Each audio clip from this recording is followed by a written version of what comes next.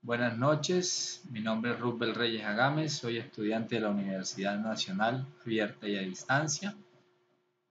Me encuentro matriculado en el curso Lengua Materna 2.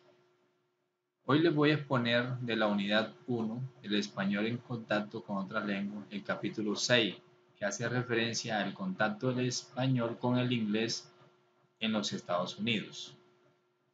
Voy a hacerles una breve reseña de la historia de dónde inicia el contacto del español con el inglés en los Estados Unidos.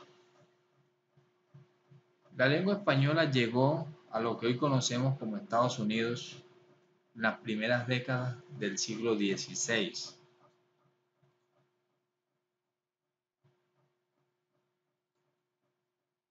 Les voy a mostrar una línea de tiempo de cómo fue la llegada del español a Estados Unidos y donde tuvo el contacto del español con el inglés en los Estados Unidos. Eso se dio gracias a la expedición que realizó el señor Juan Ponce de León por las costas de Florida en el año 1513.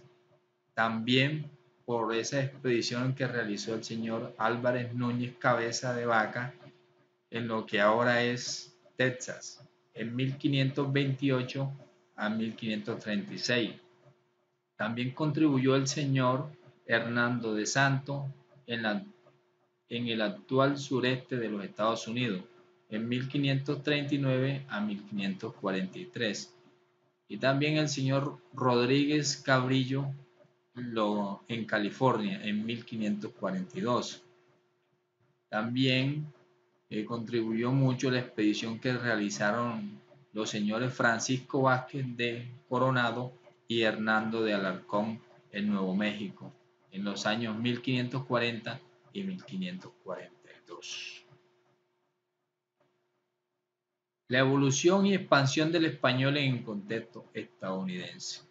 Bueno, esto está marcado para el año de 1853, cuando se completó lo que hoy conocemos como Estados Unidos. Estados Unidos se completó por la compra de Gadsden. Y debido a esa compra, Estados Unidos obtuvo el control del sureste de Nuevo México. Y para el año 1898, Estados Unidos gana la guerra hispano-estadounidense, ¿sí? Y logra el control sobre las últimas posesiones españolas, que fueron la isla de Cuba, la isla de Puerto Rico y la isla de Guam.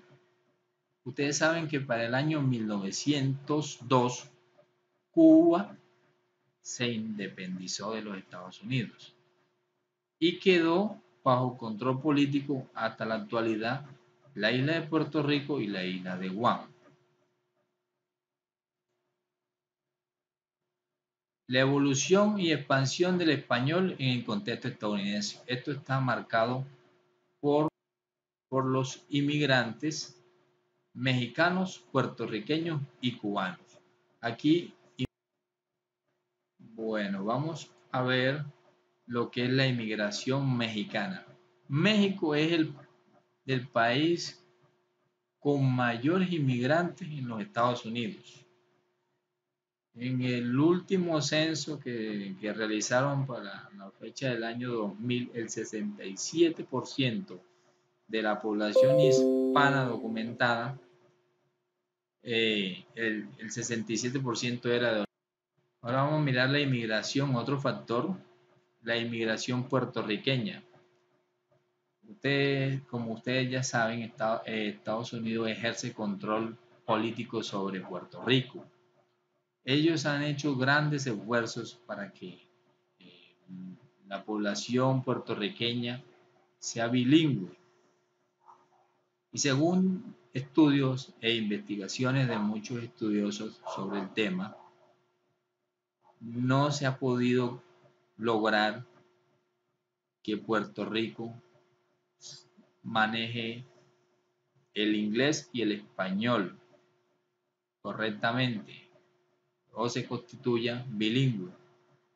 ya que los nacidos en la isla, eh, su lengua materna es el español y se maneja en todos los estratos sociales.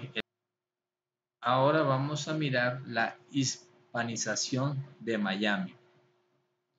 Miami era una ciudad turística pequeña, dominada por anglos y judíos. Y la hispanización de Miami se da por muchos factores sociales. Eh, Se presenta inicialmente con la toma del poder de Cuba por el presidente Fidel Castro, allá en la víspera de 1959. De ahí empezó un éxodo de cubanos a Miami y ahí empezó la hispanización de Miami, con el éxodo de cubanos a raíz de la toma del poder de Fidel Castro. Bueno, aquí hay un dato importante: para la década del 70, uno de cada 4 residentes en Miami era de origen cubano. Bueno, también contribuyó para la hispanización de Miami conflicto armado entre guerrilleros y paramilitares y el gobierno central de Colombia, allá en 1980. Provocó éxodos de colombianos a Miami. En el 2001, la crisis política que vivió, la crisis económica que vivió Argentina, también produjo la salida de Argentina, de muchos argentinos a Miami. Y Venezuela, por la oposición del gobierno izquierdista de Hugo Chávez, también contribuyó a la hispanización de Miami con el éxodo de muchos venezolanos hacia Miami.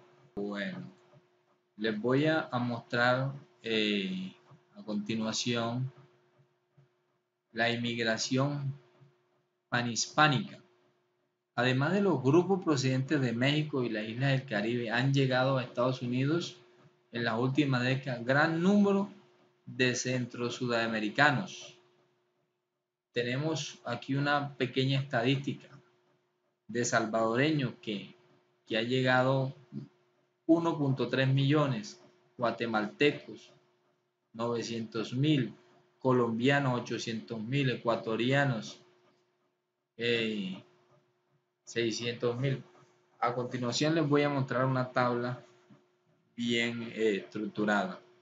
Además de estos grupos nacionales se registraron más personas, el 1.6 del conjunto de la población hispana en los Estados Unidos, que se identificó como spines, que son 700.000, cuyos orígenes no se conocen. Bueno, aquí tenemos la tabla de grupos hispanos de más de 200.000 personas en los Estados Unidos en el 2006.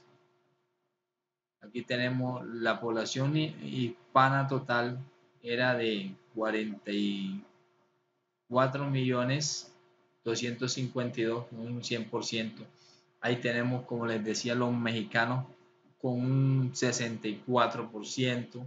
Le siguen los puertorriqueños, cubanos, salvadoreños, dominicanos, guatemaltecos, colombianos, hispánicos, ecuatorianos, hondureños, peruanos, españoles y nicaragüenses, un 0. La continuidad generacional del español en los Estados Unidos. Hubo constante de inmigrantes monolingües o bilingües dominantes del español y concomitante visibilidad y viabilidad que ha cobrado la lengua española en la vida pública estadounidense. En los últimos años ha creado grandes posibilidades para la continuidad idiomática.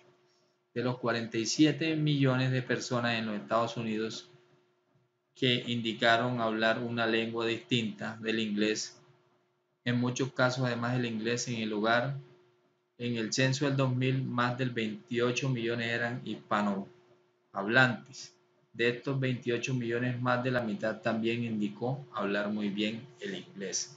O sea que se constituye una continuidad generacional del español en los Estados Unidos.